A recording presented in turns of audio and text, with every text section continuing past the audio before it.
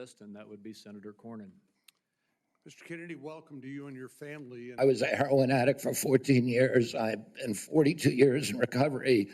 I go to 12-step meetings every day, so I hear the stories every day. And I hear the many stories about denial of, or the barriers to access to care. And we need to improve that. And to answer specifically to your question, I think we can do that through GME, which is a program that is funded by HHS, that is the largest funder for medical school students. And that's one of the things for primary care physicians should understand addiction care.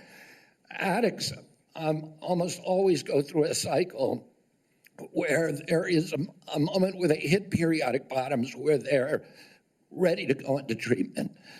But it's fleeting and it's momentary. And we have that opportunity to save their lives. And then if we miss that little short window, they're off to the races again. Failure to continue this program, in my view, would risk ceding that leadership to adversaries like China. And I'd like to know whether you support the objectives and goals of PEPFAR, and would you work with me and my colleagues to make sure that this program continues to provide life-saving antiviral drugs to people who are most in need?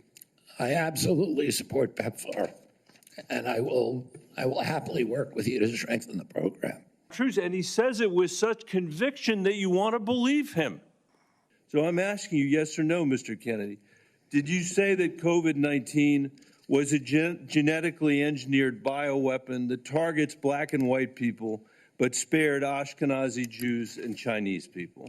I didn't say it was deliberately targeted. I just quoted an NIH-funded and NIH published study. Did you say that it targets black and white people but spared Ashkenazi Jews? I quoted a study, Your Honor. I quoted an NIH study that showed that. I'll take that as a yes. I have to move on, I have to move on. Did you say that Lyme disease is highly likely a materially engineered bioweapon? I made sure I put in the highly likely. Did you say Lyme disease is a highly likely militarily engineered bioweapon? I probably did say that. Did you say that? And that's what the developer of I Lyme want all disease of our said. colleagues to hear it, Mr. Kennedy.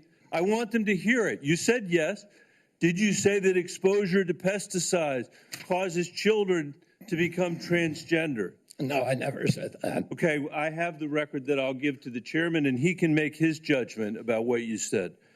Did you write in your book, and it's undeniable, that African AIDS is an entirely different disease from Western AIDS?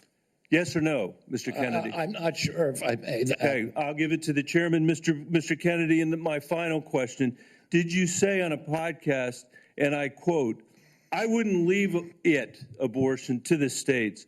My belief is we should leave it to the woman. We shouldn't have the government involved, even if it's full term." Did you say that, Mr. Kennedy? Senator, I believe that every abortion is a tragedy. Did you say it, Mr. Kennedy? This matters. It doesn't matter what you come here and say that isn't true, that's not reflective of what you really believe, that you haven't said over decade after decade after decade, because unlike other jobs we're confirming around this place, this is a job where it is life and death for the kids that I used to work for in the Denver public schools and for families all over this country that are suffering from living in the richest country of the world that can't deliver basic health care and basic mental health care to them. It's too important for the games that you're playing, Mr. Kennedy. And I hope my colleagues will say to the president, I have no influence over him.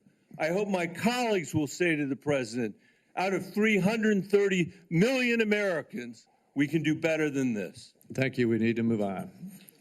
Senator Cassidy.